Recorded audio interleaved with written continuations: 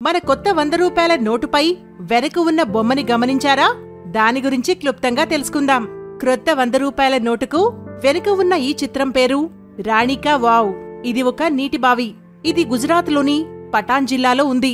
100 రూపాయల నోటు మీదకు వచ్చే వరకు ఎవ్వరికీ తెలియని ఈ అద్భుత నిర్మాణం విశేషాలు.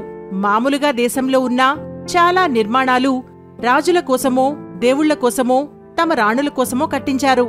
కాని దీని మాత్రం సోలంకీ వంశానికి చెందిన రాణి ఉదయమతి తన భర్త భీమా ఒకటి గుర్తుగా 1050-1100 మధ్య సరస్వతి నది ఒడ్డున నిర్మించింది. మొత్తం 7 అంతస్తుల్లో నిర్మించిన ఈ బావి పొడవు దాదాపు 213 అడుగులు, వెడల్పు 66 అడుగులు, లోతు 92 అడుగులు.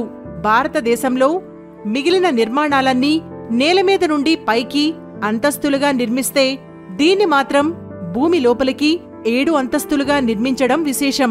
భూమి లోపలికి తవ్వుతూ నిర్మాణాలు చేయడం ఎంతో కష్టమైనప్పటికీ ఈ నిర్మాణం భారతీయుల ఇంజనీరింగ్ నైపుణ్యానికి ఓ అద్భుత ఉదాహరణ.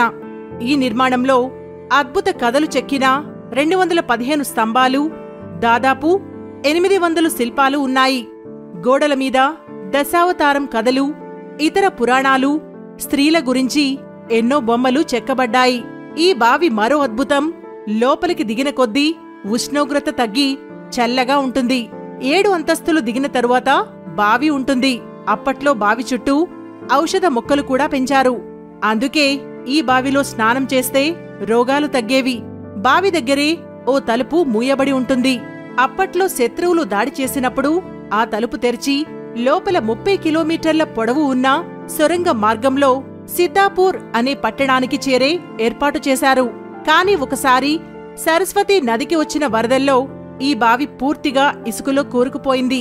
1980లో ASI archaeological survey of India జరిపిన త్రవ్వకాల్లో ఇది బయటపడింది. 2014లో యునెస్కో దీన్ని ప్రపంచ వారసత్వ సంపద జాబితాలోకి చేర్చి దీని కీర్తి విశ్వవ్యాప్తం చేసింది. కాని 2018 జులైలో రిజర్వు బ్యాంకు 100 రూపాయల నోటు మీద ముద్రించే వరకు చాలామంది భారతీయులకు ఈ అద్భుత నిర్మాణం గురించి తెలియకపోవడం బాధాకరం.